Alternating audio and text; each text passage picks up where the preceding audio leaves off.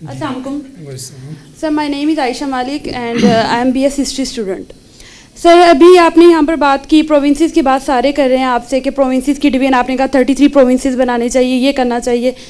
आप मुझे एक चीज़ बताएं कि अभी जो सा है 4 प्रोविंसेस हैं और इन्हीं 4 प्रोविंसेस के क्लैशेस ख़त्म नहीं हो रहे आपस में. ठीक है, बलोचिस्तान है तो वहाँ पर अगर हम जाते हैं या बलोचिस्तान में जाने के लिए हमें कहा जाता है कि आप बलोचिस्तान में एंटर ना हो. यहाँ पर बलोचिस्तान के स्टूडेंट्स भी बैठे हुए हैं. ठीक है, बलोचिस्तान के लोगों को पंजाब के लोगों से देखा जाए तो नफरत है. ठीक है, 80 ईयर्स आपने बता दिया कि पाकिस्तान को बने हुए 80 ईयर्स होने वाले हैं. 80 ईयर्स में कौन सी ऐसी चीज़ें हुई जिसके लिए इन्होंने कश्मीर के लिए कोई वर्किंग की. ठीक है, इन्होंने कोशिश तो बहुत की लेकिन आज तक कश्मीर नहीं हो सका. आपका जो बेसिकल टॉपिक था वो था इमेजिन पाकिस्तान 2030. ठीक है, अगर देखा जाए तो 26 स्टार्ट होने में ऑलमोस्ट 3 मंथ्स रह गए हैं.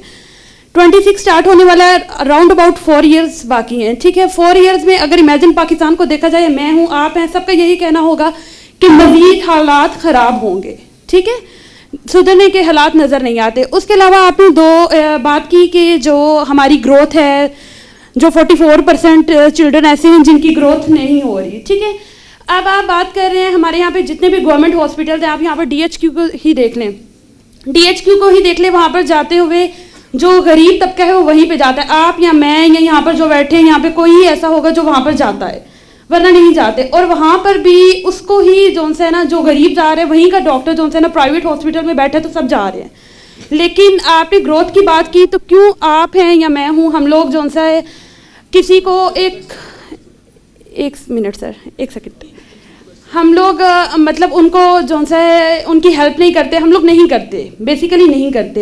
एंड लास्ट वन इज आपने बोला कि 2.5 करोड़ जो आवाम है वो नेक्स्ट आने वाले ईयर्स में जो है वो हमारे लिए एजुकेटेड नहीं होगी. जो एजुकेटेड हैं उनके लिए क्या हो रहा है सर, मतलब उनको जॉब नहीं मिल रही, उनके लिए जॉब फैसिलिटीज़ नहीं है.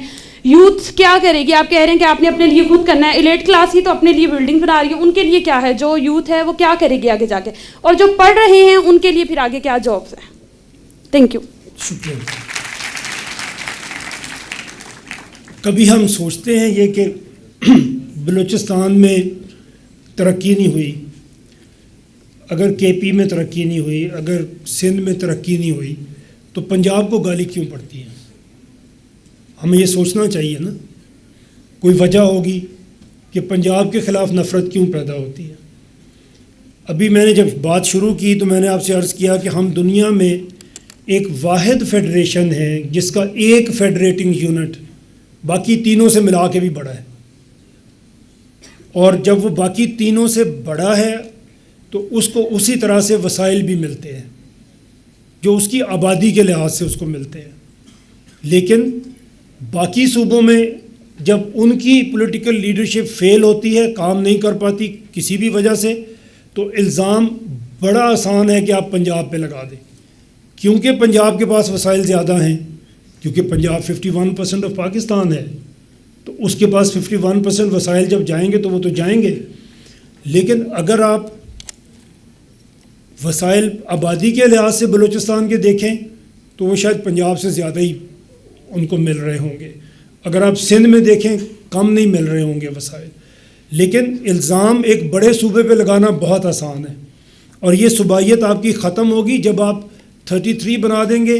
मोर और लेस एक जैसे होंगे, थोड़ा बहुत फ़र्क होगा, कोई 2-4 मिल के भी बाकी पूरे पाकिस्तान से बड़े नहीं होंगे. इस वक्त पंजाब इज़ 51% ऑफ पाकिस्तान, और इसीलिए गाली पड़ती है. तो यही मेरे ख़्याल में इसका भी जो सूबाइयत है, मुल्कों से बड़े बड़े सूबे हैं आपके. ये अलहदगी की तहरीकें, इंडिया में खालिस्तान की तहरीक उन्होंने ख़त्म की, पंजाब को 2 हिस्सों में तकसीम कर दिया. उसके बाद से अब कनाडा में चल रही है खालिस्तान की तहरीक, इंडिया में नहीं चल रही.